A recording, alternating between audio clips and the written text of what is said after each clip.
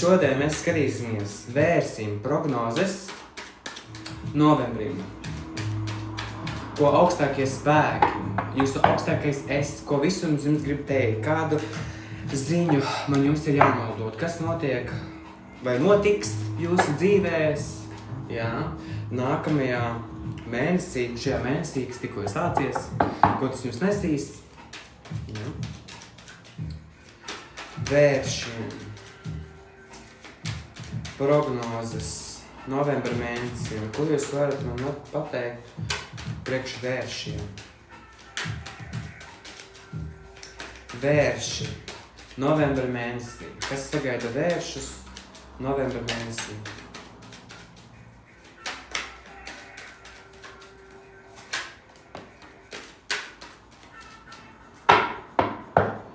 Jā, kaut kāds sapnis, kaut kāda cerība, varbūt laiks parūpēties par sevi, likt laiku un enerģiju savā izaugsmē, labsajūtās.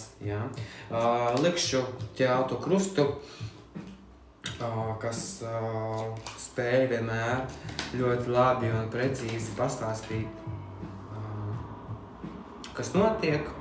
Ķeltu krusts pārbaudīta vērtība, bet šeit ļoti interesanti ir tas, ka tavs izaicinājums ir mēneskārts, un šī mēneskārts ar zvaigzni, kur pat izlidoja ārā, nozīmē to, ka šeit notiek kaut kas tādā slepenībā, un šobrīd tu ļoti skaidri labi redzi un apzinies, kas tev ir jādara, un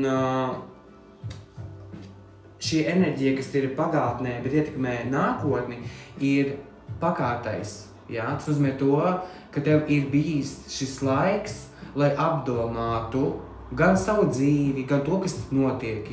Un tavs izaicinājums ir ieskatīties dziļāk sevī, sameklēt šīs atbildes, jo pat reiz ir kaut kāda neuzticība, kaut kādas bailes, bet tad, kad tu viņas pārvarēsi un paļausies uz savu prātu, jo šeit ir kaut kāda iespēja, kaut kāds variants, kaut kāds piedāvājums, kas nāk no pagātnes, kuru tu varbūt nespēji izmantot, jo tu ļoti esi piesardzīgs un uzmanīgs. Tu tā kā skaties un nespēji vēl īsti tā kā uzticēties, jo zvaigzne saka, ka tu gribi, bet tu esi ļoti piesardzīgs. Tā kā tu būtu pirms tam jau kaut ko darījis, kaut ko mēģinājis, bet tu sapratīji, šitā man nesanāks, labāk nemaz nemēģināt. Nē, ja tev ir zvaigzne, ja tev ir šis mērķis, ja tev ir šī iedvesma, pēc kuras tu vari vadīties, tu vari pēc viņas iet. Es, protams, neesmu visas kārtas izlicis. Ļoti to nākotne. Ja tu sēdēsi un skatīsies un domāsi, nekas nemainās, nekas nebūs, tad tā arī būs. Pietiek sēdēt, pietiek gaidīt, ir jārīkojās, ir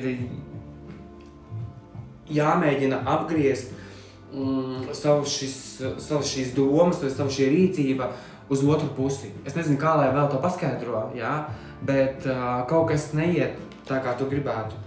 Noteikti neiet. Un tu skaidri zini, ka tu esi tas pats, kas stāv sev pretī, sev ceļā, lai sasniegtu kaut ko. Jo, iekšēji tev ir šī vēlme iet uz priekšu. Iekšējie faktori, triumfa rāti, ļoti labi. Šī apzināšanās, kas tevi sagaida, kas ir tas, ko tu vari iegūt no šī visa. Ja vien tu ej ārā no šīm bailēm un uzticies sev un paļaujies, ka tu vari sasniegt visu, ko tu gribi. Un, jo šobrīd tiešām, tu sēdi, skaties, domā, kā būtu, ja būtu, kaut kādi cikli, kas visu laiku atkārtojās.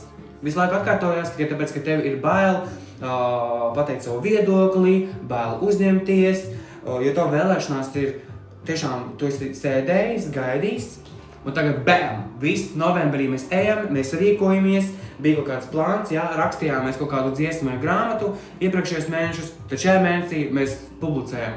Laižam ārā, dodam, Neļaujam, jo tu nevari būt kaut kas, ja tu nesāc, ja tu nemēģini, Kā es varu būt, nezinu, tu rakstīt dzejoļus, Kā tu vari būt, ja tu pirmo dzīveli pat neesi tā kā izlicis ārā, iedevis citiem novērtēt viņu, ja? Ārie faktori, Zviržļu karaliene, fantastiski. Varbūt ir kāds cilvēks, kas jūs iedvesmo vai mēģina jums iedot kādu labu padomu vai... Jo kavas apakšā ir monētu astoņnieks. Tas nozīmē to, ka, protams, mums vērši strādā, vērši darbojās, jā. Kaustu karaliene un kaustu astoņnieks, jā. Tad arī tev ir jāapzinās, kas ir šie traucējušie faktori tavai laimei, taviem panākumiem, tavai harmonijai, ģimenei, jā. Jo kaut kas pie kādu strādā, tu ļoti emocionāli kaut ko uztver, kas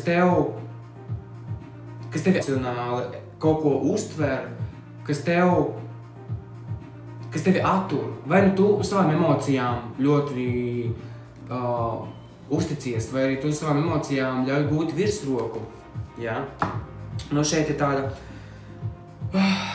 mēnesis spēlē ļoti lielu lomu, ja? Jo tev ir skaidrs redzējums, bet tomēr šīs iekšējās sajūtas mēģina tevi tā kā kaut kādā veidā novirzīt no šī ceļa. Ja? Un tāpēc to vajag saglabāt savu šo iekšējo karavīgumu, doties un stāties pretī arī visiem kritumiem, kas nāks tev mēneša vidū, sākumā, beigās, ja?